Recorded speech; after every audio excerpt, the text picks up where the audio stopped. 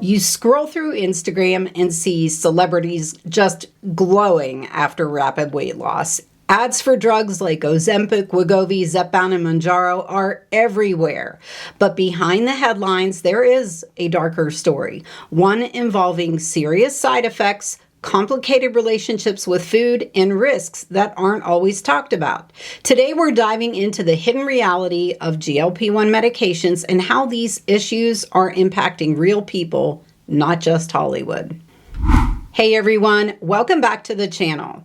GLP-1 receptor agonists, or GLP-1s as they're commonly referred to, were originally developed to treat type 2 diabetes. They work by helping regulate blood sugar, slowing digestion, and making you feel full faster. That effect also causes weight loss, which led to FDA approval for obesity in specific cases.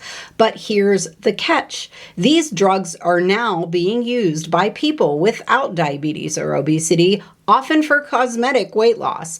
And in Hollywood, they've become part of a pre-event grooming routine, sparking serious concerns about misuse, addiction, and long-term health risks. Many celebrities have openly admitted or have been rumored to be using GLP-1s. Oprah Winfrey shared her struggles with weight regain after stopping her GLP-1, while Sharon Osbourne warned about becoming scarily thin when she took Ozempic. Reality TV stars like Layla Taylor have revealed addiction and eating disorder treatment related to GLP-1 use. This obsession with thinness is more than just a personal choice. It is shaping culture.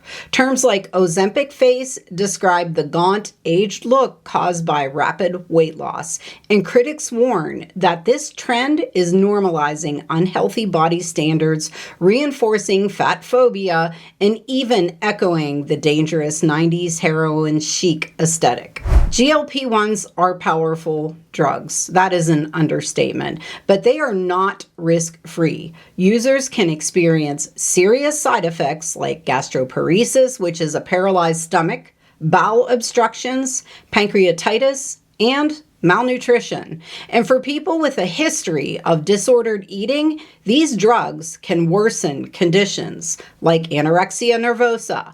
By suppressing appetite, they make it easier to restrict calories dangerously, sometimes reinforcing a cycle of restriction and societal approval for being extremely thin. Eating disorders are complex and potentially life-threatening. They affect people of all sizes, but many, especially those in larger bodies, go undiagnosed for years.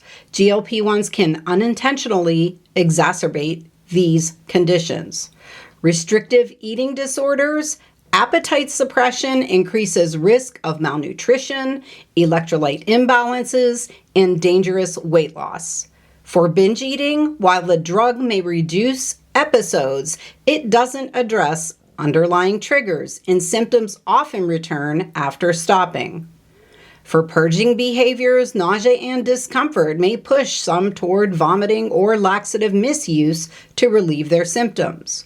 Studies suggest that in some populations, up to 1/3 of new eating disorder diagnosis could be related to GLP-1 use. With over 43 million Americans taking these drugs, that's potentially over 500,000 at risk. The rise in popularity has also led to shortages for patients who really need these drugs for diabetes, and some people are turning to the gray market, buying medications online without medical supervision. This increases the risk of counterfeit drugs and dangerous misuse. There's no doubt about it, the GLP-1 market has exploded, with companies like Pfizer and Novo Nordisk seeing billions in investment. Government initiatives are working to increase access and lower cost, but while financial attention is booming, Safeguards for eating disorder risks are lacking. Many prescribing guidelines don't screen for disordered eating or monitor long-term complications. If you're considering GLP-1 medications, it's crucial to know these drugs don't address body image or underlying eating disorders. Discuss any history of disordered eating with your doctor and seek mental health support alongside medical treatment.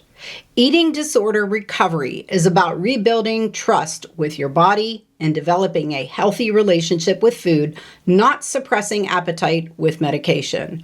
Help is available. In the United States, there are many resources, such as the National Eating Disorder Association and the Emily program that offer support. Early intervention can be life-saving. I will provide contact information for both of these resources in the description area of this video. GLP-1 medications can be life-changing for some people, but for others, they can open a Pandora's box of health risks and eating disorders. Awareness, careful monitoring, and a compassionate approach to health and body image are more important than ever.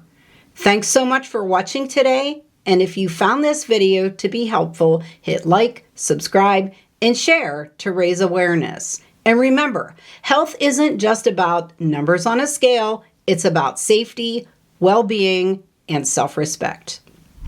Have you or someone that you know struggled with eating disorders or GLP-1 medications? If you're comfortable sharing, comment below. Let's talk, share resources, and support each other in this safe space.